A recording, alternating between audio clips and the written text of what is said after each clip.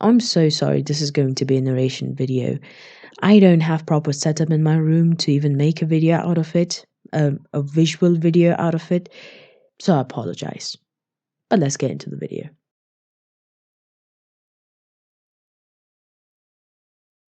My Policeman was made in a movie. People are watching it and they have opinions.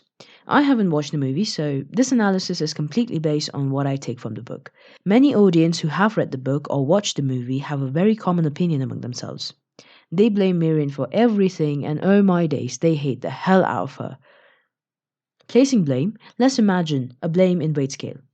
Majority of the blame before Marion's reporting to the police would be placed on Tom and Patrick, but as soon as she makes this massive decision, her side of the scale instantly goes up. Now to argue who should take the blame most, well, this is a bit complicated, which is why I want to discuss that Marion is not a completely bad person. If you say she was homophobic, well, who wasn't? In 1950s, it was not her choice to be homophobic. She was taught and told that this is wrong, and she went with the majority to believe that yes, it is a punishable offense. Judging past moralities based on what morals you carry now isn't a suitable judgment. Imagine our society being completely vegan in 50 years. People of that year will look back at us and consider us to be bad people based on the thing that was normal in our time. If Marion was born today, would she be hateful? Maybe not. But again, Patrick and Tom could be together too, so let's ditch that one. If your other reason is she was not in love with him, but the idea of him, absolutely true. I agree. That was her shortcoming. Tom and Patrick did have it too. Let me read you some lines that Patrick has said before Tom and him did anything. And the sooner we got off the subjects, the sooner he might forget all this nonsense and we might get to bed. Page 178 for anyone wondering. As I said, the 1950s morals are very different. So if we are hating Marion for being a homophobic, we should hate Tom for being a sexist. Tom says mothers shouldn't go to work after having a child because it's the father's job to provide. The scene starts from page 220.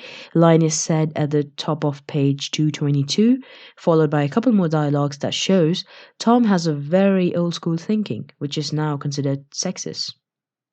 The only character who is amazing in this book is Julia. I adore her. Just for a second, leave Harry Styles out of this. Leave the thought away that he played Tom. Think about this happening in real life. Forget the character's gender and sexuality. Do this for me once. Forget everything. Tom is a person who married this person despite not being in love with them and simultaneously cheating on them with another human being. He lied, manipulated, which wasn't quite hard, to be honest. Marion was quite naive. Gaslit her. Chapter of the honeymoon. He was distant from her. He lied that he was a virgin. All sorts of things that would make him a terrible human. So far, when we forget every other aspect of the story, Tom doesn't shine in a great light. Now let's introduce the other factors that affect the storyline greatly. Societal pressure, legality of what they identified. You may believe he did what he did due to society. It wasn't his choice. He had no option than to live a lie. Just that, in that lie, he decided to include Marion. I mean, Patrick didn't marry. He did think about marrying Alice with the same intentions that Tom married, but soon after him and Michael got together, he ditched the idea. Perhaps Tom wanted to be shown as a normal guy with a wife, despite having love in his life. If you can't recognize why everybody did what they did, their shortcomings, their troubles, you're failing to see complicated pain that lies with each character and the way it was written, the small details to show the complexity. You can't place them in a white or a black box. The reason I say forget Harry Styles out of this is because it is a very important aspect that impairs your judgment ability to a length. It's very common to happen. In fact, Hollywood uses this technique to sympathize with characters who make horrible decisions. Don't get me started with Jeffrey Dahmer's case. What Marion did was atrocious. Her decision ruined everybody. We can argue that who started this thing. However, her decision was made out of feeling betrayed and been made a ridicule of. How many times have you been sensible and hurt? Decisions made out of rage only bring resentment to yourself, which is exactly what happened.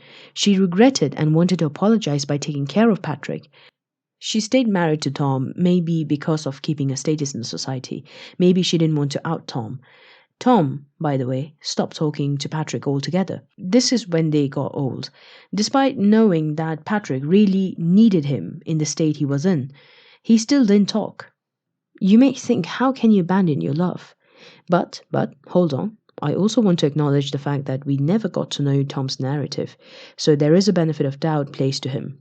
He had incredible amount of pain to deal with as well, and he chose ways that definitely hurt Patrick a lot. It's a story where all three lives were destroyed, one more than the other. The author has done such a great job in writing a compound story that it seems preposterous to tie it down to I Hate Marion Club. Anyway, that was my take, and I'm really sorry if I was talking really slowly because I didn't want to disturb. Holy shit, that was... Fuck. Okay, sorry. Subscribe.